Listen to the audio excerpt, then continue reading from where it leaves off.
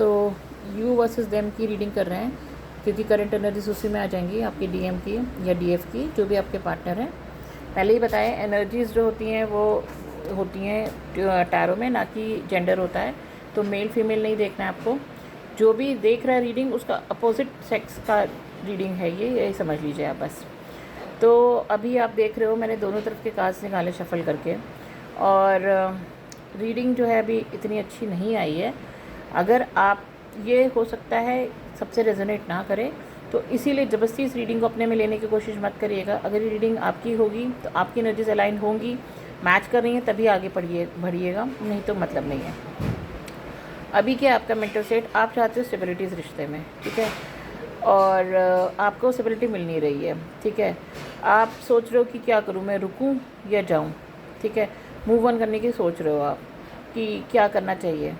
कुछ लोग फाइनेंशियली भी परेशान हैं, तो वो अभी समझ नहीं पा रहे, अपने फाइनेंसेस पे ध्यान दे रहे हैं। तो अभी आप इंट्रोस्पेक्ट कर रहे हो कि क्या करना चाहिए, क्या नहीं करना चाहिए, क्या सही हुआ, क्या गलत हुआ।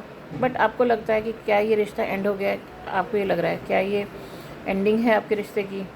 आप समझ नहीं पा रहे हो, अभी आप कोई भी मैच्योर डिसीजन नहीं ले पा रहे हो। आप इमैच्योर एनर्जीज़ में हो, प्रैक्टिकल होने की कोशिश कर रहे हो, नए आइडिया सोच रहे हो अपने करियर में बढ़ने का, और उसके बाद जो है आप ये देख रहे हो कि इसमें आप अपने लिए सेल्फ लव करते हुए कि आप अपने पेंटिकल्स को कैसे सही कर सकते हो। लेकिन कहीं ना कहीं आपको उम्मीद है कि आपकी तरफ कोई ना कोई एक्शन आएगा।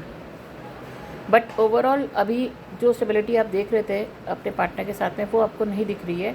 तो आप अभी मतलब कंफ्यूज हो। आप देखो बॉटम ऑफ द डेक के ऊपर एक कार्ड रखा हुआ है, बॉटम ऑफ द डेक आया था, इसे मैंने ऊपर रख दिया। तो इसमें अभी आप ये कंफ्यूज हो कि जो स्टेबिलिटी आपने चाही थी वो हो नहीं रही है, मिल नहीं रही है। आपको क्या करना चाहिए, वॉक अवे करना चाहिए कि वेट करना चाहिए। और यही सब इंट्रोस्पेक्ट करते हुए आप ये सोचो कि यार ये रिश्ता क्या टूट चुका है, ख़त्म हो चुका है। बट अभी उस पर ध्यान ना देते हुए आपने अपने थोड़ा सा पेंटिकल्स पे ध्यान देना शुरू करा, प्रैक्टिकल अप्रोच के साथ में।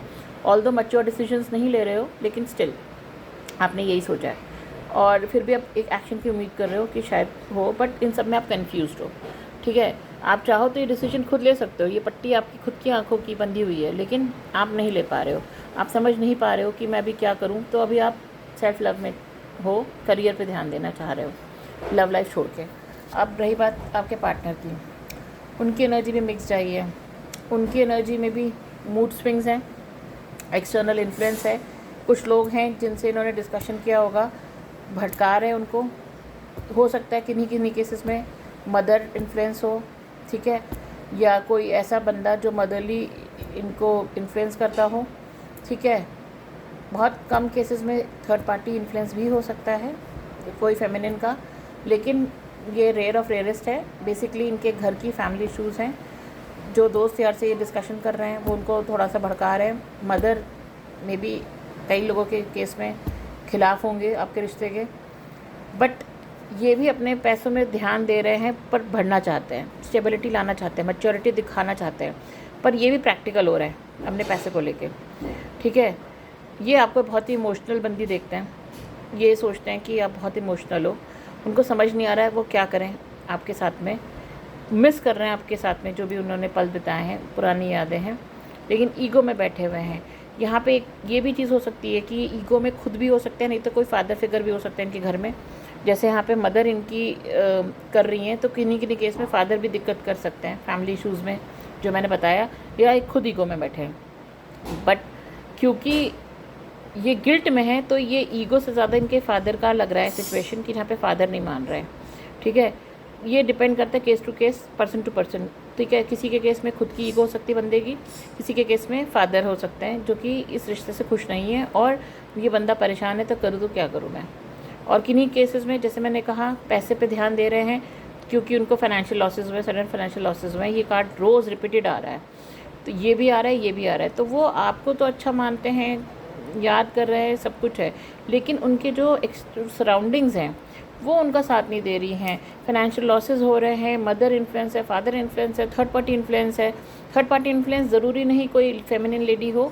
थर्ड पार्टी इन्फ्लुएंस जो है, उनके खुद के मूड स्विंग्स हो सकते हैं, उनके खुद के थॉट्स हो सकते हैं, उनकी मदर हो सकती हैं, फादर हो सकते हैं। तो इसीलिए प्लीज़ कुछ भी अपने मन से मत सोचिएगा कि कोई रोमांटिक थर्ड पार्टी है, वो ऐसे नहीं। हाँ, आप सोचिएगा, ये ऐसे नहीं हम बता सकते। बट वो कम्युनिकेट करना चाहते हैं, ठीक है, उनके मन में है कि वो आपसे कम्युनिकेट करें। तो ओवरऑल एनर्जी इतनी अच्छी नहीं आई है अभी की, बट स्टिल जो एनर्जी है वो है, जिनसे रेजोनेट करें वही देखें और अपने पे सेल्फ लव करते हुए फोकस करें, बाकी भगवान को सरेंडर कर दें। यही एक तरीका है इस केस में। जितना आप इनर वर्क करोगे उतना ही आपके लिए अच्छा होगा। रेस्ट, उनके साथ में आप पॉजिटिव रहें तो ही अच्छा है, नहीं तो फिर दिक्कत आ सकती है आगे। ठीक है, चलिए, थैंक यू।